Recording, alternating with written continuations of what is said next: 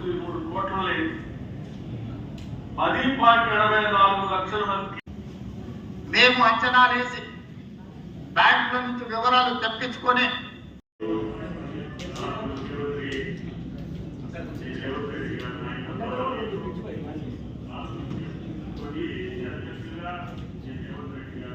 రాహుల్ గాంధీ గారు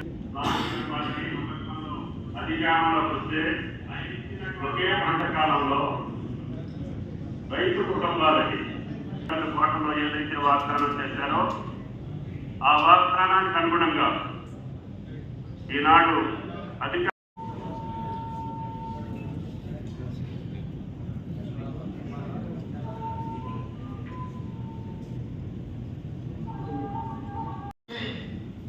చివరికి 12,000 కోట్ల రూపాయల రెండోసారి కూడా 4 విడతలలో చెల్లించి 7,000 కోట్ల రూపాయలు మొండి బకాయిలుగా రైతుల నెత్తి మీద అట్లనే వదిలేసి గత ప్రభుత్వము బాధ్యత నుంచి తప్పించుకున్నది. ఏది ఏమైనా చేస్తే 18వ తారీఖు కేవలం 3 రోజుల వ్యవధిలోనే 11.50 లక్షల మందికి